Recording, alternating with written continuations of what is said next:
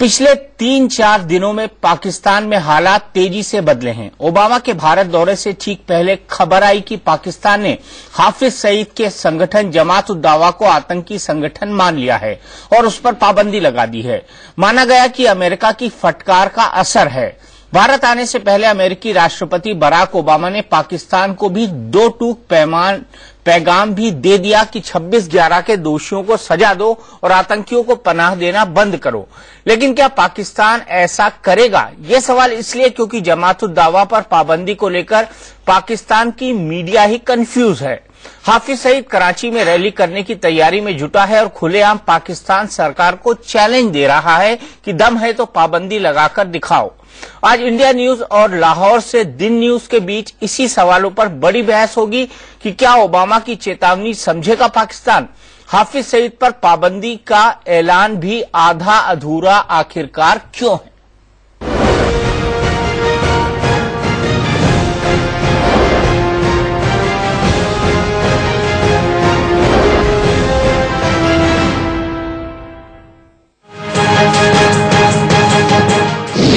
अमेरिकी राष्ट्रपति Barack Obama Bharat दौरे पर रवाना हुए तो भारत के लिए नई उम्मीद और पाकिस्तान के लिए नई चेतावनी ने भी उनके साथ साथ उड़ान भरी।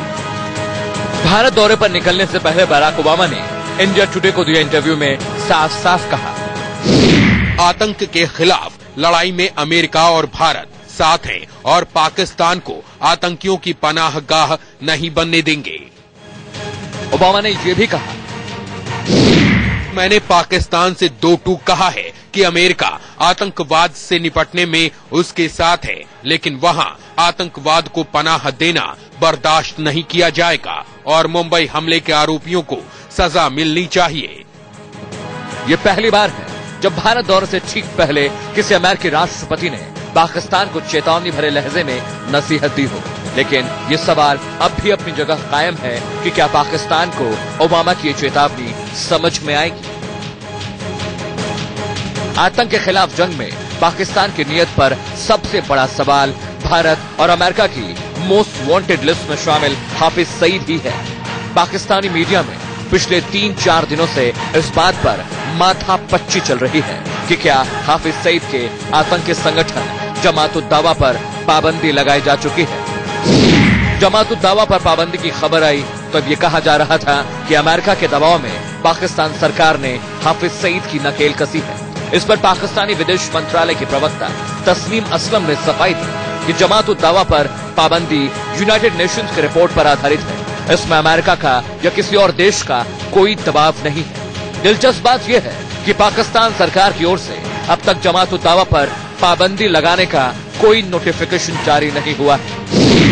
उधर हाफिज सईद लगातार पाकिस्तान सरकार को चुनौती देने में जुटा है। अब भारत पहुंचने वाले दिन यानी 25 जनवरी को ही हाफिज सईद ने कराची में मिलियन मार्च का ऐलान कर रखा है और पाकिस्तान सरकार इस सवाल पर खामोश है कि अगर जमात उद दावा पर पाबंदी लग चुकी है तो फिर जमात उद दावा के सरगना को रैली की इजाजत कैसे मिले। फिलहाल तो ये सवाल पाकिस्तानी मीडिया में भी गूंज रहा है कि क्या जमात उद दावा पर आधा अधूरा बैन लगाया गया है।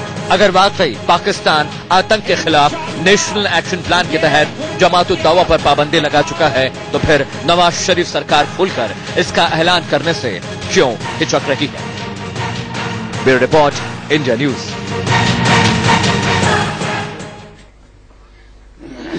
तो क्या पाकिस्तान आधा निगल के आधा उगल रहा है? यह सबसे बड़ा सवाल है क्योंकि पाकिस्तान का रवैया हाफिज सईद को लेकर कुछ ऐसा ही है।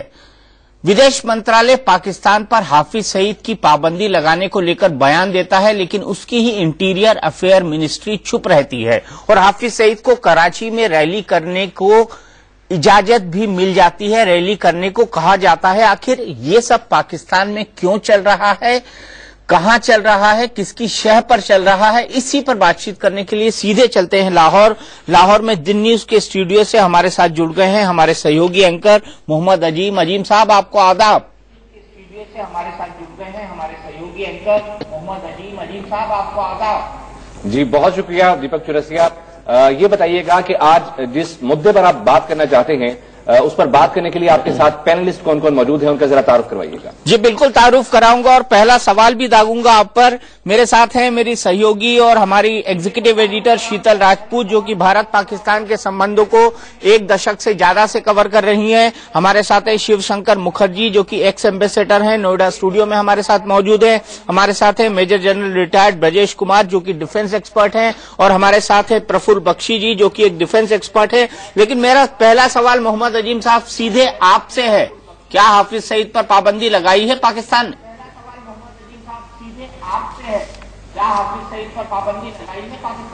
जी पहले तो दीपक चुरसिया, मैं आपसे ये कहूंगा कि आप गोले भी दागते हैं और सवाल भी दागते हैं। सवाल दागने के बजाय अगर आप सवाल करें तो ये ज्यादा बेहतर होगा। मेरे साथ बेगम आबदा हुसैन साहिबा मौजूद हैं, इफ्तिखार अहमद साहब मौजूद हैं, जनरल जाहिद बशीर साहब भी हमारे साथ हैं। तो आपके इस सवाल का जवाब बेहतर अंदाज में इफ्तिखार अहमद साहब देंगे। इफ्तिखार अहमद साहब, हमने जो फैसला किया है वो आपने सुन लिया, और जिस बारीक बिनी का आपने इजहार किया बासत साहब के हवाले से, वो भी हमारे इल्म में है, लेकिन हमने कहा है कि हमने उनको बैन किया है। असल में जमात उद दावा को समझने में एक थोड़ी सी गलतफहमी भी पाई जाती है। वो इस किस्म की सर्विसेज भी फराहम करती है जहाँ पे इंसानी जिंदगी का तल्लुक है, इंसानी हमदर्दी का तल्लुक है, उनका एक रोल वो भी है। दूसरा किरदार उनका वो है कि पाकिस्तान के अंदर जिस तरह हिंदुस्तान के अंदर इंतखा पसंद हिंदू जमातें मौजूद हैं, इस तरह आप कह सकते हैं कि वो पाकिस्तान की एक इंतहा पसंद जमात है, और उनका एक मौकफ है और बड़ा वाज़ेह मौकफ है। जिस तरह हिंदुस्तान में ये ख्वाहिश की जाती है अखंड भारत की, तो वहाँ पे वैसे ही ख्वाहिश यहाँ भी की जा सकती है कि ये पूरा का पूरा खिता जो है ये उनके मुसलमानों के पास होना चाहिए। इस हद तक तो ठीक है, और बाकी जो है वो पाबंदी लगी है और खुलेआम लगी है, उसको आपने भी देखा है, दुनिया जी। इफ्तिखार अहमद साहब ने आपके सवाल का जवाब दिया है। अब हम ये चाहेंगे कि जो जमात उद दावा पर पाबंदी आयद की गई है, इसे भारत किस अंदाज से देख रहा है, ये आप हमें बताइए अपने पैनलिस्ट से जानकर या खुद से जवाब नहीं, हम ये जानना चाह रहे हैं पहले कि पाबंदी हुई है कि नहीं हुई है। इसको लेके कॉन्फ्लिक्टिंग रिपोर्ट्स है, और दीपक का सवाल भी यही था कि क्या पाबंदी की गई है कि नहीं की गई है, और अगर की गई है तो फिर हाफिज सईद के खिलाफ भी कोई कार्रवाई होगी। पहले ये आप क्लियर करें, क्योंकि आपके यहाँ से कॉन्फ्लिक्टिंग बयान और स्टेटमेंट्स आ रही हैं। बेगम आबदा हुसैन साहब, ये मैं बेगम आबदा हुसैन साहब से ये जान लेता हूँ, ये जो दो कॉन्फ्लिक्टिंग स्टेटमेंट्स आए हैं, एक पाकिस्तान की वजारत खारजा की तर्जुमान की तरफ से आया है, दूसरा अब्दुल बासित साहब की तरफ से आया है, भारत भी कंसर्न है, इसको आप कैसे देखिए? देखिए, जमात उद दावा फलाही काम करती है। ये तंजीम जहाँ पे कोई नेचुरल डिजास्टर हो, फ्लड हो, अर्थक्वेक हो, ये लोग बड़े मुतहरिक हो जाते हैं और लोगों के मददगार साबित होते हैं। तो वो उनकी जो सोशल वेलफेयर वर्क है उसके ऊपर तो कोई पाबंदी, कोई इतराज भी नहीं कर सकता किसी जानिब से। जो अगर कोई उनका कोई इस किस्म का काम है जो कि हमारे खुशगवार हमसाये के साथ ताल्लुकात बनाने में आड़े आता है, या कोई इस किस्म का काम है जो कि हमारे अंदरून हालात में मुखिल होता है, तो उसके ऊपर बिल्कुल पाबंदी आयद कर दी गई है। जी शीतल, दीपक चुरसिया, जवाब बहुत वाज़ेह है और सूरत हाल भी यही है। अब आप कैसे देखते हैं? अजीम साहब, मेरा सवाल यह है कि हाफिज सईद मुंबई हमलों का गुनाहगार है, आप ये बात मानते हैं? अजीम साहब, मेरा सवाल यह है कि हाफिज सईद मुंबई हमलों का गुनाहगार है, आप ये बात मानते हैं? दीपक चुरसिया, इसको तो साबित करना पड़ेगा, ये अभी तक नहीं, सबूत दिए जा चुके हैं पाकिस्तान को। अमेरिकी राष्ट्रपति भी मानते हैं, अमेरिकी राष्ट्रपति जी ने भी अपने बयान में कहा है, और मैं उनको कोट करता हूं, उन्होंने कहा है कि आतंक के खिलाफ लड़ाई में अमेरिका और भारत साथ हैं और पाकिस्तान को आतंकियों की पनाहगाह नहीं बनने देंगे। यानी कि बराक ओबामा भी ये मानते हैं कि आप आतंकियों को शेल्टर देते हैं, और फॉर्मर एम्बेसडर ने माना कि हमारे खुरासानी और मुल्ला फजलुल्लाह की बात कर रहे थे कि यहाँ पर जो भारत की जानिब से सपोर्टेड दहशतगर्द हैं, उनकी पनाहगाह पाकिस्तान को नहीं बनने दिया जाएगा, और हमारा भी इरादा नहीं है। अगर हमने अमरीका का ही सहारा लेना है, तो आइए मैं भी अमरीका का सहारा लेते हुए एक लॉ की तरफ आप मुझे बात करने देंगे? अगर आपने अमरीका का सहारा लिया ना, ओबामा का स्टेटमेंट हाफिज सईद के हवाले से, तो मुझे भी अमेरिका का सहारा लेना पड़ेगा। United states of America, sphere violation of the religious freedom का लॉ, 1998 आपके मौजूदा वजीर आजम पर पाबंदी, वाहिद शख्स दुनिया का जिस पे उस कानून का इतलाक हुआ। जी दीपक, और उन्हीं वजीर आजम के लिए रेड कार्पेट रोल की, उन्हीं वजीर आजम के लिए रेड कार्पेट रोल की, उन्हीं के इनविटेशन पे पहली बार कोई अमेरिकन प्रेसिडेंट भारत में रिपब्लिक डे में, भारत का जो रिपब्लिक है उसको ऑनर करते हुए उसके सम्मान में यहाँ पे आ रहा है और दूसरी बार आ रहा है। तो ये भी एक सच्चाई और फैक्ट है। आप वो बात याद कर रहे हैं तो ये भी देख लीजिए ना। इफ्तिकार साहब, पुराने आप एग्जाम्पल लेकर आते हैं। शीतल, डेडवुड हो गए इफ्तिकार साहब। इफ्तिकार साहब, ये सब डेडवुड हो गए। ओहो शीतल, ये क्या बात कर रहे हो भाई? डेडवुड हो गए सब। क्या हो गया? डेडवुड हो गए। डेडवुड कोई चीज नहीं होती। बात सुनो मेरी, बात सुनो मिस्टर, देखो ऐसे शौक करने से कोई फायदा नहीं। तारीख में कोई चीज डेडवुड नहीं है। आज जिस हाफत आप भी बोलते हैं माजी को भूल जाओ, माजी को भूल जाओ करगिल कराने के बाद ट्रीटमेंट आप दो, सो तारीख को तारीख रहने दो। तो मैं भी तो ये कह रहा हूं, मुमकिन है ऐसी हाफिज सईद को कल आप रेड कार्पेट ट्रीटमेंट दें जैसे आप ओबामा को दे रहे हैं। उस ओबामा को जिसने severe violation of the religious freedom law of 1998 के तहत आपके प्राइम मिनिस्टर को वीजा तक नहीं दिया था। अभी उसको बुला रहे हैं नरेंद्र मोदी को। अमेरिका की तारीख मोदी हो रहा था, मैं गया था अमेरिका, फिर उसे दहशतगर्द चांदनी चौक बन गया था व्हाइट हाउस हमारा, उसे दुश्मन भी कहता है। व्हाइट हाउस को चांदनी चौक बना दिया था इफ्तिकार साहब। ये जो जमात उद दावा पर पाकिस्तान में पाबंदी लगी है, इसको आप कैसे देखते हैं? इस पर बात कीजिए। नहीं, हम मानते हैं कि जमात उद दावा की जो पाबंदी है, जमात उद दावा की पाबंदी है, वो देर आयत वाला काम है। हम तो ये चाहते हैं कि कराची की रैली भी उनकी निरस्त हो जाए। हम ये चाहते हैं कि हाफिज सईद को आप लोग जेल में डालें और चूंकि वो मुंबई हमले का गुनाहगार है इसलिए तुरंत उसको भारत के सुपुर्द कर दिया जाए।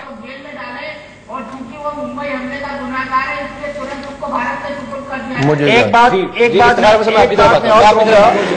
क्या ये जो दीपक चौरसिया की ख्वाहिश है, इस ख्वाहिश को पूरा होना चाहिए या फिर? देखिए जी, मैं ये समझता हूं कि हर चीज में हमें इंसाफ से काम लेना चाहिए। ना तो ओबामा पाकिस्तान के किसी इंडिविजुअल के बारे में फैसला कर सकते हैं कि वो मुजरम है, और ना चौरसिया साहब कर सकते हैं। इसको तो कोर्ट ऑफ लॉ में साबित करना पड़ेगा कि कौन मुजरिम है। आप मुलजिम तो किसी को कह सकते हैं, मुजरिम नहीं कह सकते।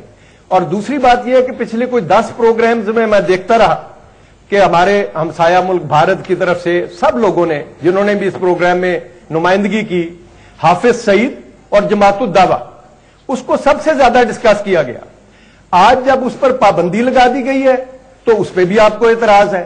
जब पाबंदी नहीं लगी थी तो आप फिर भी बहुत शोर कर रहे थे। तो मैं समझता हूं हमें हर चीज में कीड़े नहीं निकालने चाहिए। अगर एक बुनियाद पड़ी है, आप समझते हैं आपके पॉइंट ऑफ व्यू से अच्छी चीज की बुनियाद पड़ी है, तो हमें इसे आगे लेकर जाना चाहिए। हमें इस केस को एक कोर्ट ऑफ लॉ में ले जाना चाहिए। अगर कोर्ट ऑफ लॉ उसके खिलाफ फैसला कर दे तो बिल्कुल ठीक है, वो मुजरम करार पाएगा। लेकिन अगर हम अपने तौर पर ही फैसले करते रहेंगे और हम किसी दूसरे तीसरे मुल्क की स्टेटमेंट को बुनियाद बनाकर ये कह देंगे कि ये फलां शख्स मुजरम है और इसको जेल में डाल दो, इसको हमारे हवाले कर दो, तो ऐसा नहीं हो सकेगा। यानी आप ये कह रहे हैं, मेरा सवाल मोहम्मद अजीम, मेरा सवाल इफ्तिखार साहब से है कि आप ये कह रहे हैं कि प्रेसिडेंट ओबामा जो है वो जो कह रहे हैं वो बस यूं ही खामखा कह रहे हैं। मतलब ये आपका कहने का मतलब है कि प्रेसिडेंट ओबामा का स्टेटमेंट जो है वो मायने नहीं रखता है, जो उन्होंने आज बोला है, ये आप कह रहे हैं? आपके मुल्क में आके जॉन कैरी कहते हैं वो मायने रखता है, लेकिन प्रेसिडेंट ओबामा ने अगर कुछ कहा है तो वो मायने नहीं रखता, ये आप कह रहे हैं? सवाल आ गया आपका सवाल आ गया, मैं जवाब दे लेता हूं। वक्त हमारे पास कम है। इफ्तिखार अहमद साहब प्लीज।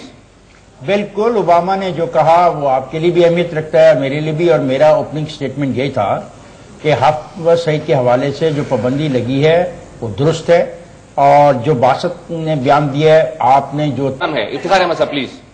बिल्कुल, ओबामा ने जो कहा वो आपके लिए भी अहमियत रखता है, मेरे लिए भी। और मेरा ओपनिंग स्टेटमेंट यही था कि हाफिज सईद के हवाले से जो पाबंदी लगी है वो दुरुस्त है, और जो बासत ने बयान दिया है, आपने जो तनकीदी निगाह से इसको देखा, हम उस पर भी गौर करते हैं। फिर आपने ओबामा को इस्तेमाल किया कि उन्होंने हाफिज सईद को डिक्लेयर कर दिया कि वो बहुत बड़े दहशतगर्द हैं। तो मुझे मजबूरन एक बात कहनी पड़ी, अगर मैं ओबामा की बात पर यकीन करूं तो ये वही ओबामा हुकूमत है जिसने severe violation of the religious freedom के हवाले से आपके प्राइम मिनिस्टर को कभी वीजा नहीं दिया। मैं सिर्फ कोट कर रहा था। सो मुझे या तो जो आपके प्राइम मिनिस्टर को वीजा न देने की वजह है तो फिर हम वो भी तस्लीम कर लें कि he is one of the person जिसपे severe violation of religious freedom की वायलेशन का इल्जाम है। ये भी फिर हकीकत है ना। तो अगर ये हकीकत है तो ओबामा का वो बयान भी हकीकत है। तो बयानों पे ना रहें, हम अमली तौर पे कर रहे हैं। देखिए लखवी के मामले में आपने हमें अप्रिशिएट नहीं किया। कितने अफसोस की बात है कि हम लखवी के ऊपर एक ट्रायल हो रहा है, हमारा जस्टिस सिस्टम काम कर रहा है, उस पर आपने हमारे से कोई बात नहीं की। नहीं, हमने अप्रिशिएट किया। ऐसा मुद्दा है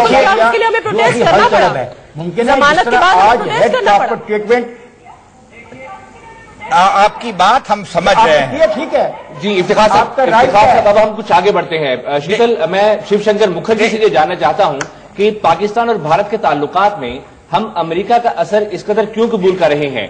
अमेरिकी सदर अपने कदम अभी भारत में रखते भी नहीं हैं कि भारतीय वजीर खारिजा बयान करते हैं कि पाकिस्तान और दीगर पड़ोसी ममालिक के साथ हम ताल्लुकात बेहतर चाहते हैं। इससे पहले सेक्रेटरी खारिजा सतह के मुज़ाकरात आपने ही मुस्तरद किए। ये अमेरिका का असर भारत ने ज्यादा क्यों ले लिया है? नहीं, हमने नहीं लिया। शिवशंकर मुखर्जी साहब, आपसे सवाल है, आप जवाब दीजिए। जी, आप जो कह रहे हैं आइडियल तो यही है, मैं मानता हूं आपकी बात। आइडियल यही है कि पाकिस्तान और भारत आपस में बायलैटरली बात करें और बायलैटरली अपने मुद्दों को सॉल्व करें। इससे अच्छा कुछ नहीं हो सकता। और ये शिमला एग्रीमेंट का बेसिस यही है, bilateral solution of all problems. Lahore declaration का बेसिस यही है, जो दोनों देशों ने हाईएस्ट लेवल पे साइन किया है। इसमें कोई कंट्रोवर्सी नहीं है। अमेरिका की बात कर रहे हैं आप, ये भी एक रियलिटी है, इसको इग्नोर नहीं कर सकते।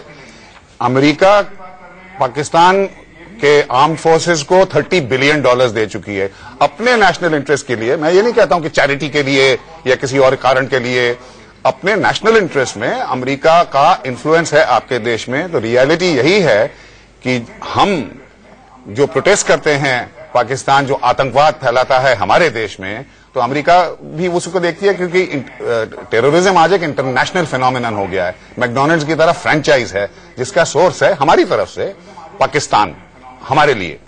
तो ये रियलिटी है कि अमेरिका जो भी टेररिज्म का नंबर 1 टारगेट है, वो पाकिस्तान को ये बातें बोलेगी। है आपके मुल्क में ये तो ग्लोबल मैं एक सेंटेंस और बस जो जिससे पूरी दुनिया को खतरा है। पाकिस्तान तो बिल्कुल खतरा है, लेकिन पाकिस्तान उसका सोर्स है। यही तो सरहद है, न मजहब है। यही मैसेज है पाकिस्तान को कि आप, नेल्सन मंडेला ने कहा था in his book, last sentence था, we want a South Africa at peace with itself and the world.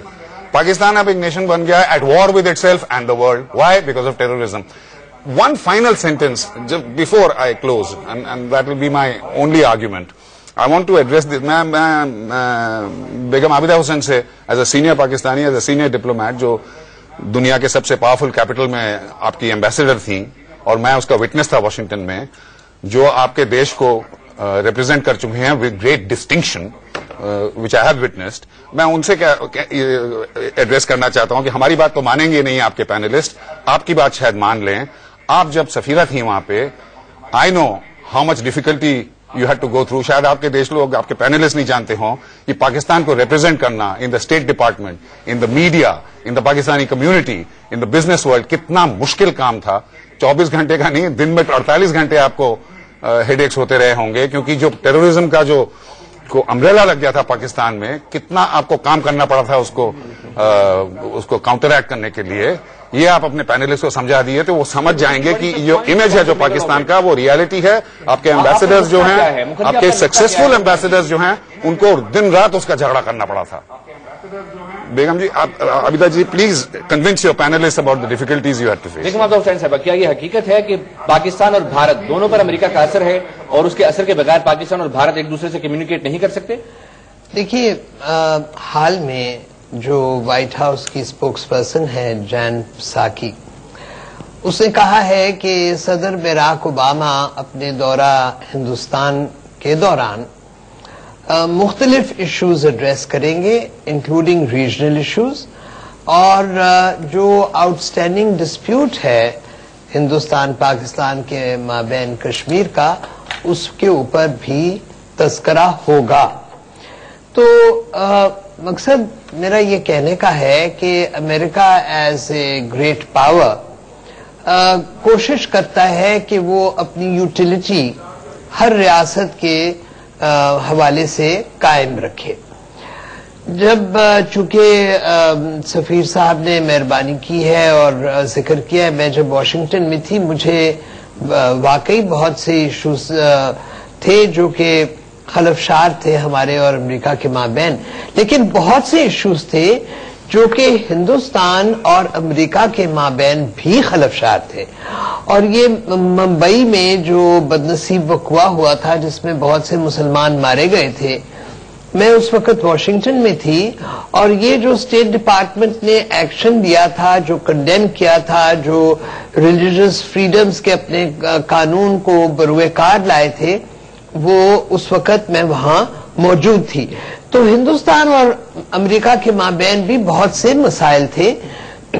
उनके सफीर जो थे, 2 सफीर रहे मेरे वहां टेन्योर के दौरान, मरहूम सैयद आबिद हुसैन और उसके बाद सिद्धार्था शंकर रे। तो दोनों को बहुत से इश्यूज उनके साथ अमेरिका की हुकूमत एड्रेस करती रही, हमारे से भी यकीनन करती रही। उस वक्त हमारे पे दबाव ये था कि हम अपना न्यूक्लियर प्रोग्राम मुकम्मल ना करें, बहुत दबाव था इस हवाले से। और फिर बड़ी बात ये थी कि अफगानिस्तान में जब रूसी फोर्सेस निकल गईं और नजीबुल्लाह की हुकूमत फारिग हो गई, तो हमने अमेरिकनों से कहा कि देखिए जो इस वहां पे मलबा इस जंग का पड़ा हुआ है, आप उसमें दिलचस्पी लें और हम आपके साथ हैं और उस मलबे को हम उठाएं वहां से। तो अमेरिकनों ने मुझसे कहा कि बात यह है कि हमारे आजकल इकोनॉमी के हालात कमजोर हैं, तो आप खुद करें। तो दे वॉकड अवे और अब एतराफ करते हैं कि उस वक्त हमने गलती की। दीपक चुरस्की, एक सवाल ये भी है कि जब भी पाकिस्तान कश्मीर के मसले की बात करता है कि इसे अक़वाम मुत्तहिदा की करारदादों के मुताबिक हल किया जाए, तो आप ये कहते हैं कि अक़वाम मुत्तहिदा कौन होता है इस मामले में आने वाला, लेकिन दहशतगर्दी के मामले की जब भी बात होती है तो आप अमेरिकी सदर का हवाला देते हैं, ऐसा क्यों है? देखिए, मैं अमेरिकी सदर का हवाला नहीं देता हूं, आप ही की शाम की बात बताते हैं। बेगम साहबा ने यह कहा था कि ये जो ऑर्गेनाइजेशन है ये फ्लड्स वगैरह में मदद करती है, ये आम दुनिया की जनता की मदद, अवाम की मदद करती है, चैरिटी ऑर्गेनाइजेशन है। और आपने कहा इसको बैन किया गया है। देखिए, 2 अलग विचार आज ही की शाम को इस विषय पे है, लेकिन इससे आगे चलते हैं। आपने पूछा पाकिस्तान ने इसको बैन किया है, क्या अच्छी बात है?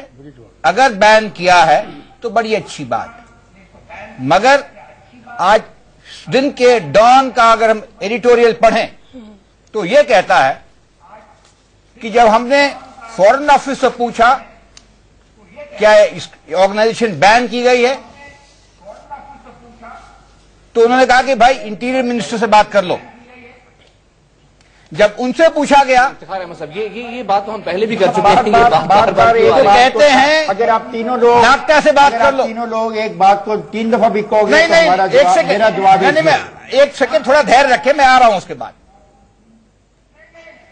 इस माहौल में जब हम जानते हैं कि ऑर्गेनाइजेशन पहले जब भी बैंड होती है पाकिस्तान में, पुरानी बात है, उसका नाम बदली हो जाता है, वो नए रूप में आ जाती है। अगर वो नहीं हो, बड़ी अच्छी बात है, हम आपके साथ हैं। लेकिन इस माहौल में यहां पे कई भाषा में आपकी सरकार के लोग बात करते हैं, हम क्या माने? नए नाम से काम नहीं करेगी। अच्छी बात है, अच्छी बात है।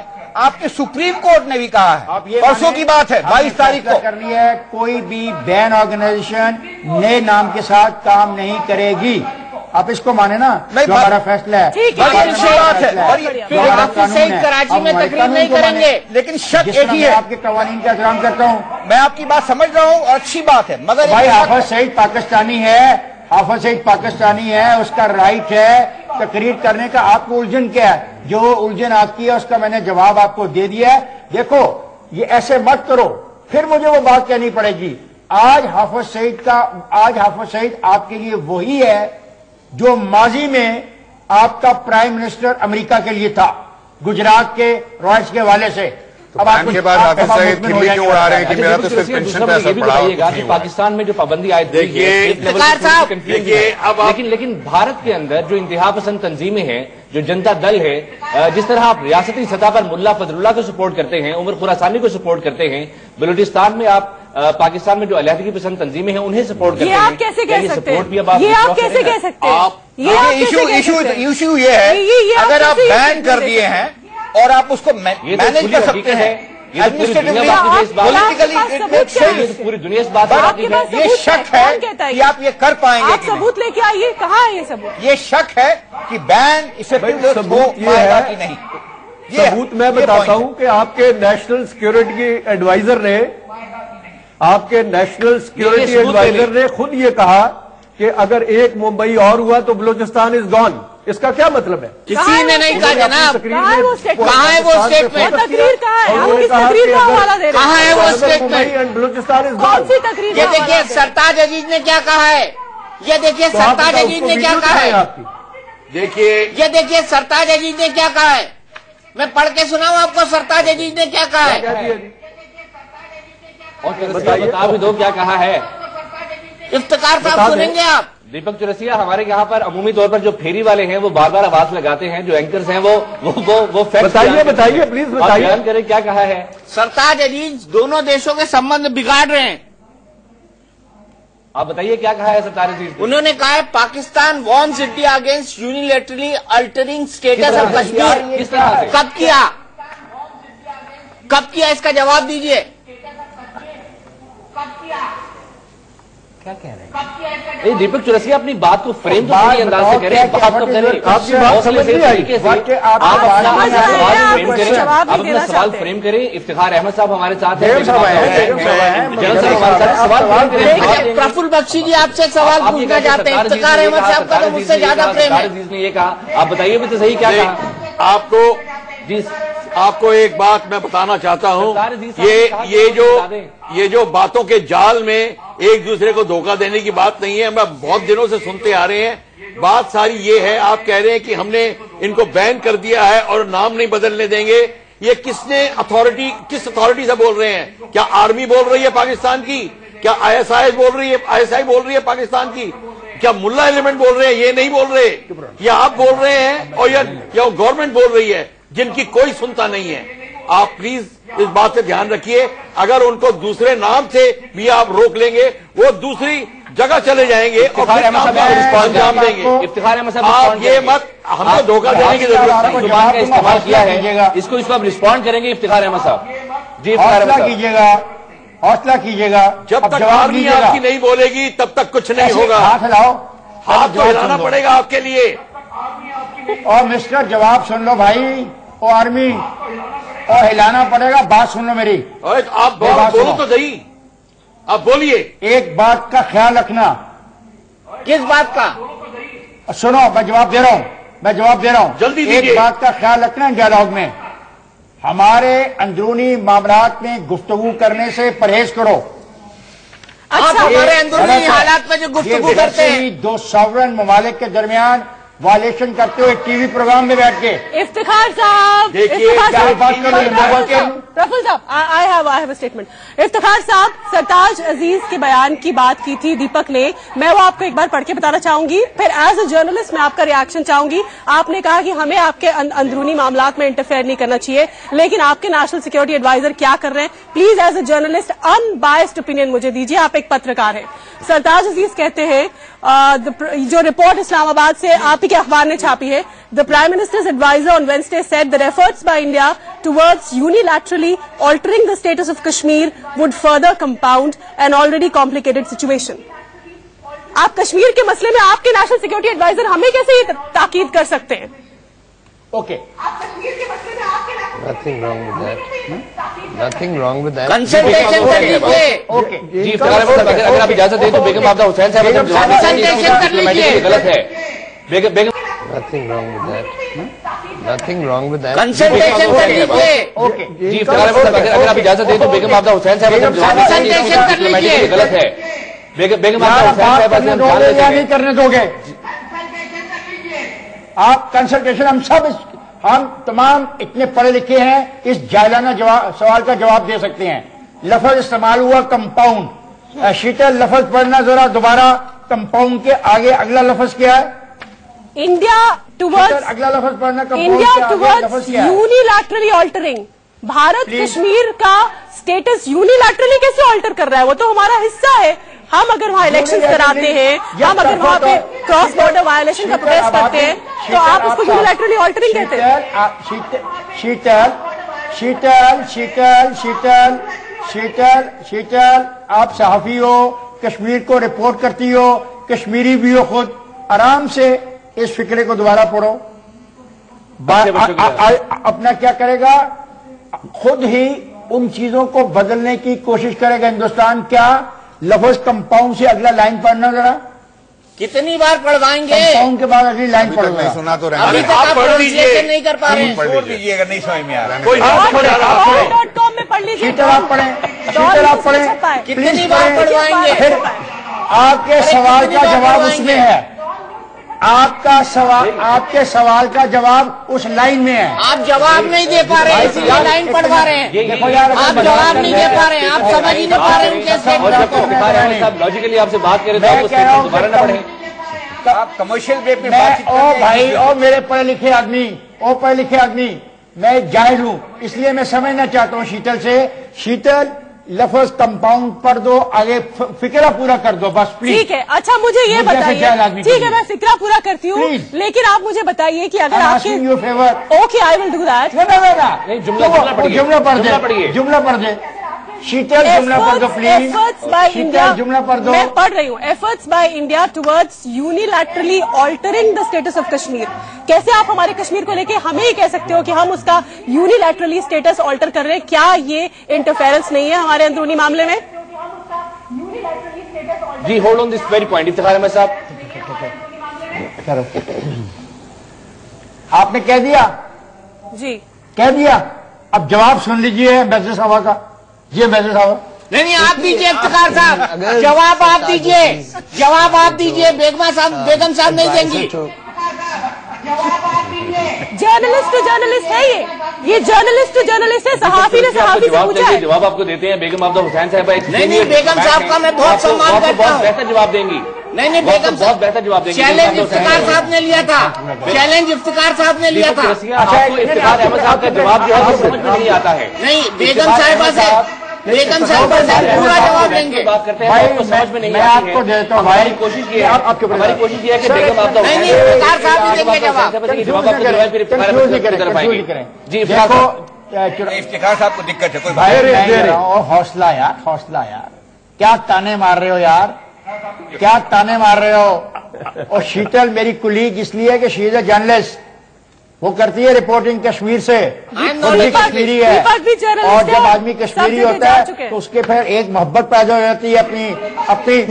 अब मुझे बात करने दोगे? और मुझे बात करने दोगे नहीं करने दोगे? शीतल, सरताज ने जो कहा, उसने कहा कि उसने इस खदशे का इजहार किया कि हिंदुस्तान अपने रवैये से कश्मीर के मामले को उलझा सकने की कोशिश कर रहा है। वाह! तो ये नहीं इल्जाम दिया आप पर कि आप कोई ऐसी हरकत कर रहे हो उलझा देने की। एक बात तो शीतल, अब मान लो आपसे हमारा जो डायलॉग चल रहा है कि कश्मीर का मुद्दा, जी क्या कश्मीर का मुद्दा है, ओबामा ने भी कह दिया। आज आपके जो एक पार्टिसिपेंट है, I am grateful to him, उन्होंने भी तस्लीम किया कि शिमला मुआहदा में ये मुद्दा है, तो उस मुद्दे पर बात होगी। सरताज ने खदशे का इजहार किया है। बेगम अब्दुल हुसैन साहब, आप किस तरह से रिस्पॉन्ड करेंगी ये जो बार बार क्रिटिसाइज किया जा रहा है शीतल की तरफ से, दीपक चौरसिया की तरफ से, तो साहब के स्टेटमेंट को लेकर? ये अनरीजनेबल क्रिटिसिज्म है, क्योंकि अगर हमारे एडवाइजर फॉरेन अफेयर्स ने ये कहा है कि India must not make any unilateral effort to change the status of Kashmir. This will not be acceptable. I think this is a very reasonable statement. ये तो मेरा ख्याल है कि कोई इंडियन भी नहीं चाहेगा कि हिंदुस्तान यूनिलैटरली एक इलाके का दीपक चौरसिया, अब हम चाहेंगे कि आपके जितने भी पैनलिस्ट हैं वो इस स्टेटमेंट को एनालाइज करें और ये बताएं what is unreasonable in that. मैंने अभी बेगम साहिबा की लफ्ज सुने और आप भी जो कह रहे हैं सुना। मैं बताता हूं क्या अनरीजनेबल है हमारी तरफ से, आप चाहे माने चाहे ना पाने। It is not only unreasonable, it is impossible for India for agreeing to any interference as far as India is concern, because India का पॉलिसी है stated in parliament in a resolution and a fact that the world recognizes कि Jammu and Kashmir is the whole of Jammu and Kashmir is an integral part of India. That is the basis of our negotiating position. आप कह रहे हैं जो reasonable आप कह रहे हैं, हम वो कहते हैं वो meaningless है। इसीलिए मैं I don't want to discuss the statement of Sartaj Aziz क्योंकि इससे बहुत ज्यादा इंटरफेयरिंग स्टेटमेंट्स पाकिस्तान की तरफ से हर दूसरे रोज आते हैं। So this statement by itself is meaningless, और जो सालों से पाकिस्तान में जो बयानात आते रहते हैं वो भी हमारे लिए मीनिंगलेस है। लेकिन बात क्योंकि इट इज अ सब्जेक्ट जो कंपोजिट डायलॉग में सब्जेक्ट था, India has always been willing, हम हमेशा तैयार रहे हैं डिस्कस करने के लिए बायलैटरली। अभी जो माहौल है उसमें हमने साफ कर दिया है and this is the reasonable thing from the Indian side कि बातचीत तभी होगी जब आप इंडिया को आतंकवाद एक्सपोर्ट करना बंद करेंगे। आतंकवाद एक तरफ बंदूक लेके हमारे लोगों को मारने की कोशिश करेंगे, इनोसेंट लोगों को, और साथ साथ कहेंगे कि डायलॉग चाहिए, नहीं होगा। देखिए मैं आपसे एक सवाल, ये आप समझ लें।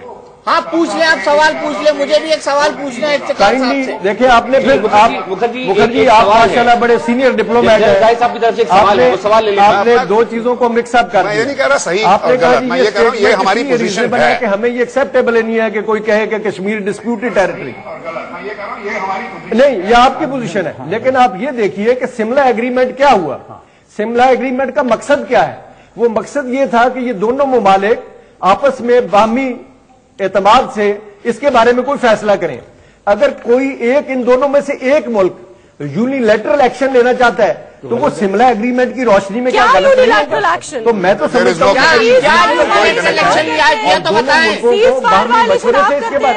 इसके बारे में बात, क्या यूनिलैटरल एक्शन आप कह रहे हैं? इट इज आप यूनिलैटरल एक्शन पहले मुझे बताएं क्या है? डिफाइन करेंगे आप क्या कहना चाह रहे हैं? वायलेशन का कहां से जिक्र आ गया? आप यूनिलैटरल एक्शन को डिफाइन फायर वायलेशन, हम तो कहते हैं कि सीज फायर वायलेशन आप करते हैं, हम कहते हैं आप करते हैं। पाकिस्तान मसरूफ है दहशतगर्दी के खिलाफ जंग में, आप इधर से गोलाबारी शुरू कर देते हैं। आप उधर से कर देते हैं, ये तो आप कर रहे हैं और आप हम पे उल्टा इल्जाम लगाते हैं। जी और ये तो दीपक चौरसिया, अब आप फैसला करें कि जवाब किसने देना है। सवाल मैं पूछना चाहता हूं आपसे। जी दीपक चौरसिया, फैसला करें, जनरल साहब की बात का जवाब किसने देना है? नहीं, मैं तो ये कह रहा हूँ कि सीज फायर वायलेशन आपकी तरफ से होता है। जवाब तो दे दो वारिस वाल का। सीज फायर वायलेशन आपकी तरफ से होता है इफ्तिखार साहब, हमारी तरफ से नहीं। तो आगे चले, आगे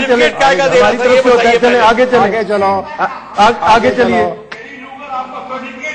मैं सिर्फ इफ्तिखार साहब को एक बात कहना चाहता हूँ कि जम्मू और कश्मीर, कौन सा सवाल आ गया? कहाँ से आ गया? क्यों? तभी तो आपको पैसे मिल रहे हैं, वही तो आपको डिक्लेयर कर रहा है कि आप आतंकवाद नहीं कर रहे, वही तो कह रहा है कि आप टेररिज्म नहीं कर रहे, वो उसी के कारण तो आपको पैसे मिलने वाले थे। दीपक चौरसिया, ये हम मशरिक में जा रहे थे, अगर मगरिब में क्यों चले गए? अगर टेररिज्म नहीं कर रहे तो आपको क्या प्रॉब्लम है? कहाँ ये आपकी सरदार अजीज की स्टेटमेंट, इसका बंधन क्या है? तो मतलब ये है कि आप कर रहे थे और अब आप करना बंद करने की कोशिश कर रहे हैं। भाई ये बता दो शिमला एग्रीमेंट में हम क्या डिस्कस करेंगे? आप खुद ही देखिए। नहीं, हम तो आगरा और 2014 का चले, शुक्र है आपने मान लिया कि कोशिश कर रहे हैं। आप डिस्कस कर सकते मुझे हैं। सिर्फ ये बता दें कि व्हाट इज शिमला एग्रीमेंट को हम लगाम लगाएंगे और पाकिस्तान की धरती को आतंकवाद के लिए ब्रीड नहीं करने देंगे, वहाँ पे आतंकवाद की ब्रीडिंग नहीं करने देंगे हम, तो वो भी स्टेटमेंट। दीपक चौरसिया, ये तो फिर वही बात हुई कि ये सारे मामला डिस्कस हो जाएंगे। मेरा ख्याल है एक है कि आप चुप हो जाएंगे, बोलने दो, एक बोलने दो। अब एक मिनट हमारे तो जवाब कोई नहीं दे प्लीज, एज ए प्रोटेस्ट कोई जवाब नहीं दे। जी दीपक चौरसिया, इफ्तिखार अहमद साहब एज ए प्रोटेस्ट कोई जवाब नहीं देना चाह रहे हैं क्योंकि आपका सवाल फ्रेम ही नहीं हो पा रहा है। आप मशरिक की बात करते हैं, इंडिया मिसाइल की बात करते हैं, साथ ही हम माल्टे की बात कर देते हैं। मुझे पता है जेल जा चुके हैं इफ्तिखार साहब, लेकिन ये टीवी शो है। अच्छा, इफ्तिखार साहब जेल भी जा चुके हैं? हाँ, ये एक्टिविज्म नहीं है, जर्नलिज्म है। चलिए आप धरना दे दीजिए इफ्तिखार साहब। टेलीविजन स्टूडियो में धरना। मैं सिर्फ टेलीविजन स्टूडियो में धरना। हमारे यहाँ 49 दिन के चीफ मिनिस्टर थे। आपकी सब ख्वाहिशें पूरी करेंगे। माय डियर, मैं भी आपका इंटरव्यू और सुनो, मैं भी आपका एक इंटरव्यू देख रहा था। आप एक खातून का इंटरव्यू कर रहे थे, बड़े तेज तेज सवालात करने की कोशिश कर रहे थे। जर्नलिस्ट का काम है तैयारी करके आए और सवाल फ्रेम करे। आप जर्नलिस्ट हो, आप हमसे सवाल पूछो, हम जवाब देंगे। ये आप कभी कभार गोभी से टमाटर, टमाटर से टिंडे, टिंडे से प्याज, प्याज से आलू, आलू से ओबामा, ओबामा से लैंडिंग पे चले जाते हो। तुम कुछ समझ में नहीं आता कि हम क्या करें। चलो कम से कम सब्जी मंडी तो लगाता हूँ ना, हम हाजिर हैं। कम से कम सब्जी मंडी तो लगाता हूँ ना। शिमला एग्रीमेंट में हम क्या डिस्कस करना चाहते हैं? मैं कह रहा हूँ सब्जी मंडी तो लगाता हूँ ना कम से कम।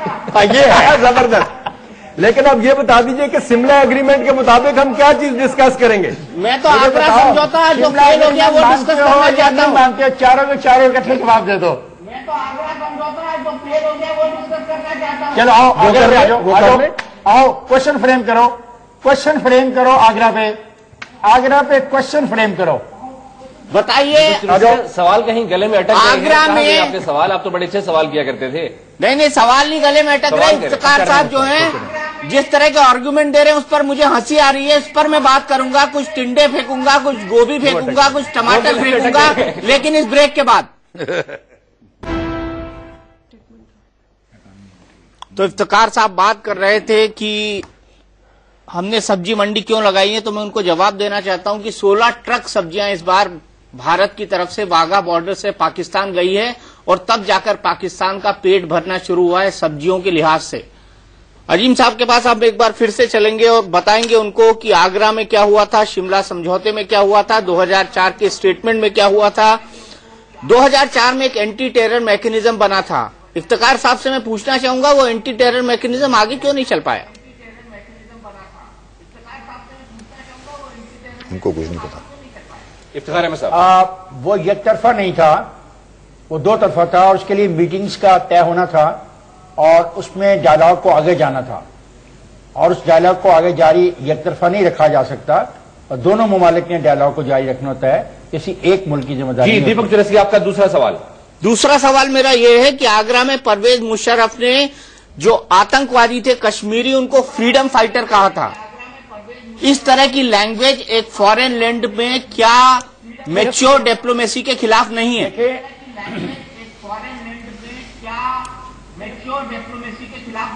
इस सवाल का जवाब बेगम आबदा हुसैन साहबा देंगी। बेगम साहब, देखिए जी, वो आगरा की जो मुलाकात थी उसमें उन्होंने अपना मौकफ बताया। पाकिस्तान का मौकफ रहा है, पुराना मौकफ रहा है कि कश्मीरी जो अपनी हक खुद इरादियत की जद्दोजहद करते हैं वो फ्रीडम फाइटर्स हैं। ये तो एक स्टेटेड पोजीशन था। उनको इसके बावजूद कि उनका स्टेटेड पोजीशन था, उनको वहां बुलाया गया और समिट हुआ उनके और अटल बिहारी वाजपेयी के माबैन। अब उस स्टेटेड पोजीशन के बावजूद जनरल मुशर्रफ ने लाइन ऑफ कंट्रोल पे इंडिया को कहा कि आप आके और लगा दें, बार्ब्ड वायर लगा दें, और out of the box thinking उन्होंने उसका आगाज किया। जो सन 48 की किरारदादें थी उनको उन्होंने कहा हम ताक पे रखते हैं। मैं जाती तौर पे इस मौकफ की बहुत मुखालिफ थी, क्योंकि मैं समझती हूं कि वो 1948 रेजोल्यूशंस जो थी उनमें हिंदुस्तान पाकिस्तान का इत्तेफाक था, तो कोई वजह नहीं कि वो आज भी किरारदादें इम्प्लीमेंट ना हो और हमारा असूली मौकफ उसके हवाले से दुरुस्त है। दीपक, आपका तीसरा सवाल। मेरा सवाल है, मैं ये सवाल आपके किसी भी पैनलिस्ट से या इफ्तिखार साहब से या जो भी इसका जवाब देना चाहे पूछना चाहूंगी। आप लोग बार बार अभी हमें दीपक के सवाल देने हैं, आपकी तरफ भी आएंगे, आपके भी सवाल दीपक अपने सवाल पूछ चुके हैं। दीपक अपने सवाल पूछ चुके हैं। अगर आप चाहते हैं कि वो और सवाल पूछे तो मैं उनसे कहती हूँ कि वो और सवाल पूछे। तीसरा सवाल करें। दीपक अपना सवाल पूछ चुके हैं, अब तीसरा सवाल मेरा है और वो ये है, चाहूंगा कि दीपक एक तीसरा सवाल करें। दीपक तीसरा सवाल। क्या है? ये मजाक है क्या? आप दादागिरी कर रहे हो यार, ये उचित नहीं है। सवाल पूछने में दादागिरी। अच्छा सवाल ये है, मेरा सवाल आपके किसी भी पैनलिस्ट से है। पूछ रहे, चलिए शीतल आप सवाल करें। मेरा सवाल नहीं, मैं पूछ लेता हूँ, मैं पूछ लेता हूँ जी। आप कीजिए। मेरा सवाल आपके किसी भी पैनलिस्ट से है और वो ये है कि आप बार बार 70 के दशक के 70s के शिमला मुआहदे की बात करते हैं। 21वीं सदी का जो जॉइंट एंटी टेरर मैकेनिज्म है वो आगे नहीं बढ़ पाया, या उसको कैसे बॉल्स्टर करें, उसको कैसे मजबूत करें। आज की तारीख में जब आप भी आतंक के शिकार हैं और हम तो हैं ही, तो बजाय उसके आप इसकी बात क्यों नहीं करते? आप 70 के दशक के मुआहदे पे क्यों को पकड़ कर बैठे हुए हैं?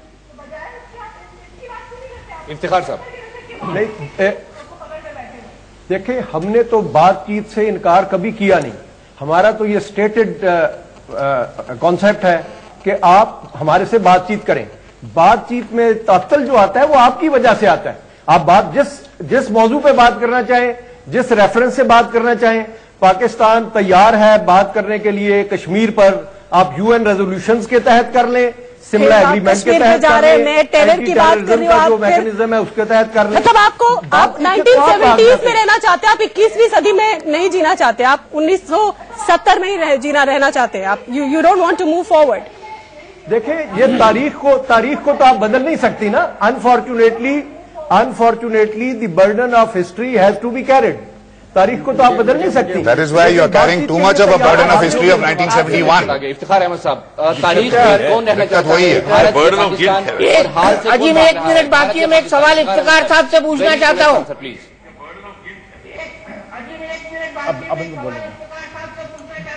जी प्लीज। इफ्तिखार अहमद साहब बड़ा मुस्कुरा रहे हैं। जी दीपक सवाल कीजिए। नहीं, आप बड़ा मुस्कुरा रहे हैं। सवाल मेरे से नहीं आया, इसलिए मैं मुस्कुरा रहा हूँ। आपने मेरा दिल जीत लिया। मेरे पास सवाल नहीं पहुंचा तुम्हारा। आलू था, अंडा था, टमाटर था, प्याज था, भिंडी था। नहीं, अंडा है। कौन? ये अंडा है। अच्छा ये बताइए, अगर जमात उद दावा पर पाबंदी लग चुकी है तो उसकी वेबसाइट क्यों चल रही है और उस पर यह क्यों लिखा है कि हम पे बैन नहीं लगा है?